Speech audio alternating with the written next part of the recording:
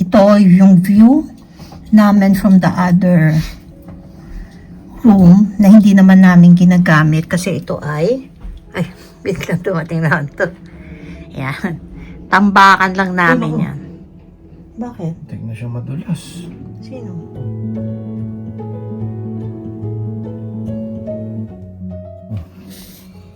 Ito, pahawak siya sa leg niya, oh. Parang na-twist ng konti, oh. Naku, hindi yata siya nakahanggang. Naku! No, salamin niya. Hearing aid. Naku! Siguro hindi siya Naghanap siya ng ano. Ay, hindi, baka ito. Diyos ko, hirap talaga yan. Sa matatanda. Pero hindi siya kasi dumaan ako dyan kahapon, hindi nga masyado siyang mataas, kaya lang, baka madulas.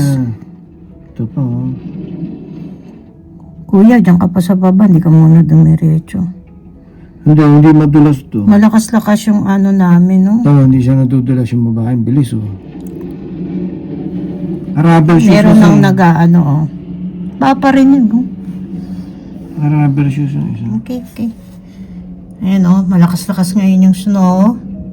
Ano oras na ba? Magto-12 pa lang ng tanghali. Hindi kami aalis. Pero si husband, may pipick up nung may binibenta siya. Oh, bilis siya maglakad, oh. Oh. Pataas, okay. Kahit pa, madulas yan. Bumili. Matakbo pa. Saan pupunta yan? Bakit sa harap? Sarado kasi yung namin doon yung sa harap. Ang lahat dito dadaan dyan sa basement kasi under renovation. Matakbo po si ate. Nagkamali siya. Alam niya doon siya. Ayun yung kotse niya. Under renovation po kasi yung lobby namin. Pinapalitan ng bagong tawag dito, carpet. Ito yung nagkakayot ng amin. Ayan. Ito tinakpan yung windshield do, yung Mitsubishi. Asan? Ay, nasa tabi ng shed. Ng garbage shed. Ayun. Uy, ate, mali. Hindi, saan siya mapunta? Hindi, baka may anin siya ron. Baka nandun sa kanya. Good afternoon. Ano ba ngayon? Yung pa rin, yung kanina. Nakatulog kami. Tapos, ngayon ay feels like -16 at snowing pa rin. Snowing ulit. Hindi naman malakas. Pero halos hindi naman siya tumigil. Kung tumigil, yung saglit, yung konting-konti yung patak. Pero ngayon hindi ko alam. Kanina kasi medyo maraming pumapatak na snow. Ayun. So, nagkayayaan lang kami. Kasi parang boring sa bahay. Kanina hinihika ako. O wala na naman. Kaya lalabas na naman. Oh. Saglit lang. Magsasnacks lang kami. At baka dumaan kami dun sa kapatid niya. Dahil merong kaming mga meals daw dun. So, pero hindi pa namin sure yun. Ayun. So, lalabas lang kami, ha? See you later. Ito kami, oh. Ito yung mataas.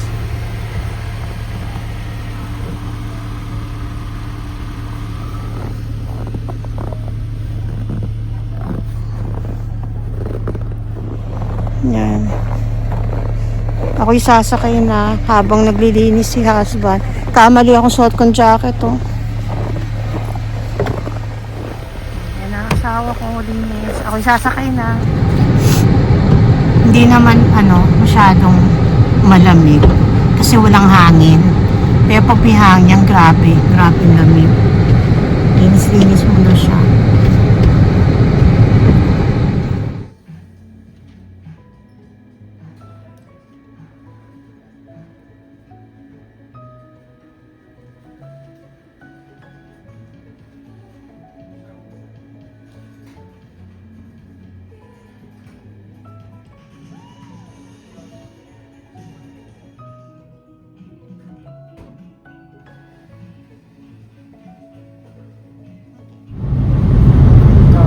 almost 7 p.m.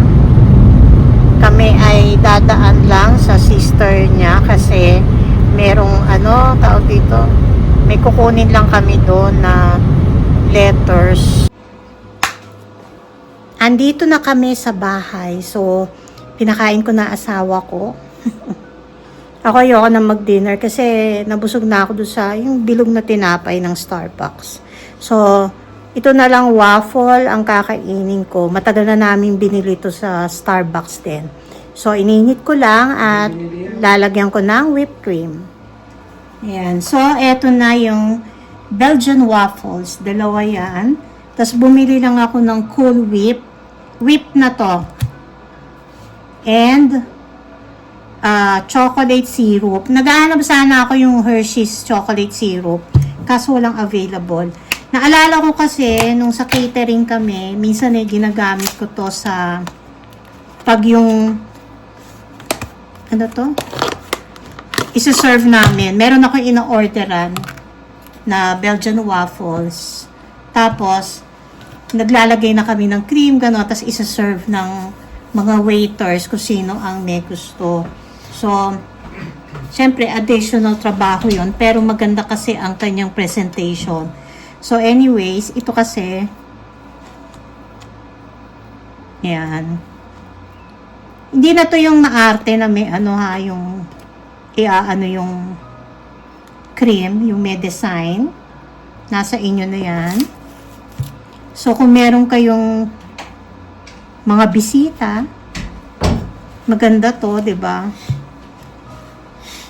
Parang ice cream na siya, oh. Na-frozen na yata yung aking whipped cream.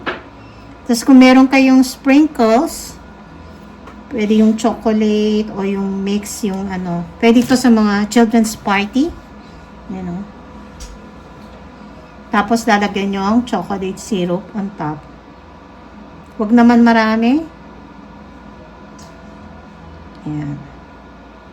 Pwede rin siyang pwede rin siyang ice cream, pero okay na tong whipped cream. Yan. Sarap. Very, very good.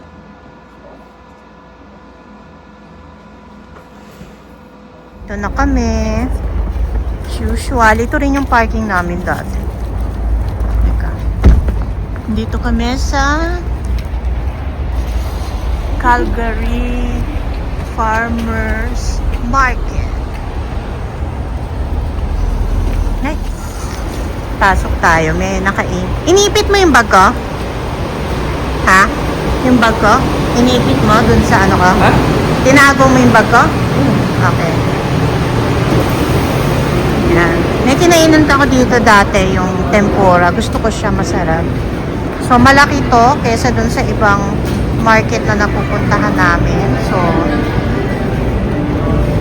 yan. Tsaka may mga entertainment. Teka, kakain lang kami.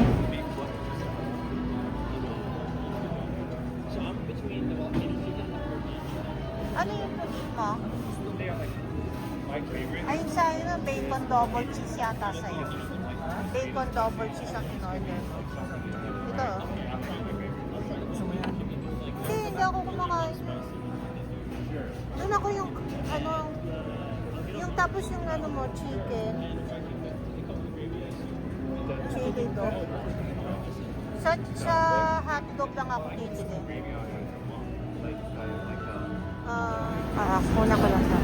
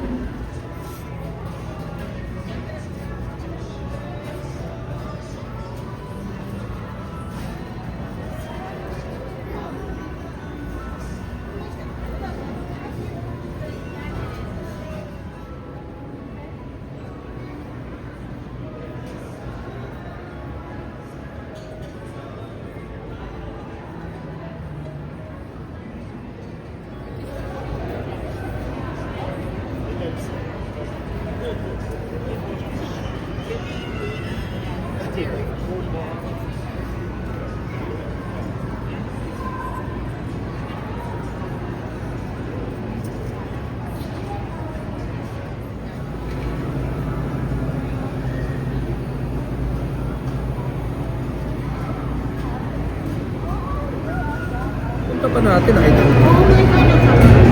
Yeah, masarap yan. Tapos we got this. What? Mango roll. Si husband. Uy! Dog. Hindi ba masyadong maanghang? Hindi naman, ha? Masarap pa rin?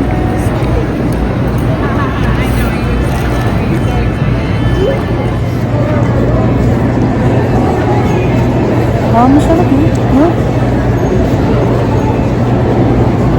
Parang messy ka rin. Bakit mo, ha? Doon ka na sa kabila.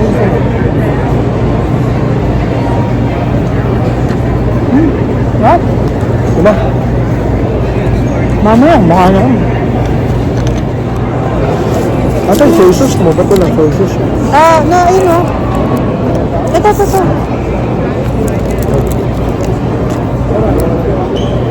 Ay, Rara. Ay, nag-video ako. Pasaway tong asawa ko. Itong maliit muna.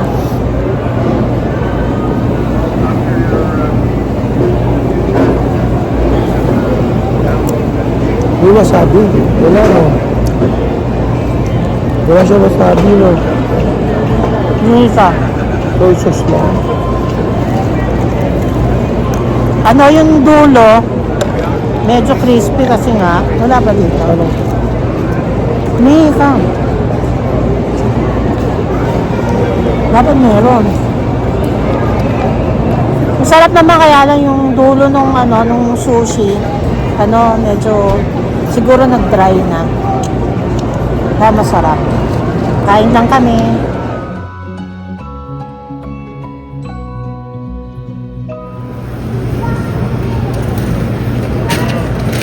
Blood orange. Ito siya, oh.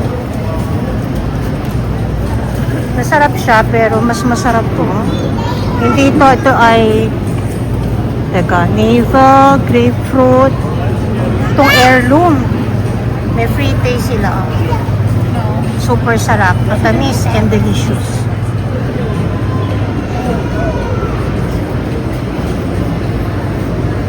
Gusto ko siya na rin.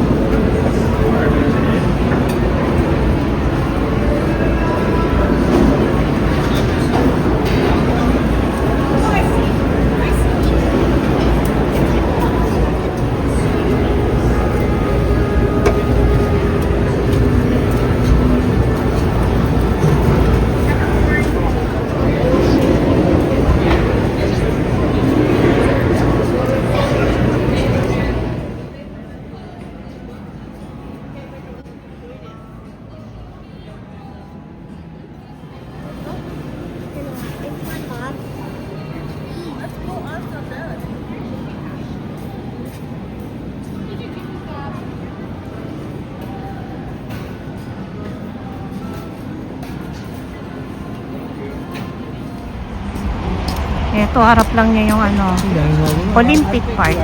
Hindi makikita pero ang daming nagsiski pababa. Tubing dyan. Hindi nakikita sa tubing. O sa ibang park. Uy, ayun o, merong umano pa doon, yung pumanik. Ayun o, ayan o. Tatalon. Oh, yun oh. Dito sa right. Tapos na kami kumain. In 600 meters, Ang ano nung araw, oh. Ang init pag ganyan, no? Pero sa labas ang lamig-lamig. Diba? Nangingintab tuloy ako. Dapat dadaan kami dun sa Olympic Park. Pero hindi na kami dumaan kasi medyo sumasakit yung tiyan ko. Eh, malayo-layo pa kami. Siguro half an hour pa uwi. Tapos baka kapag nawala yung sakit ng tiyan ko, mag-grocery na ako sa superstore.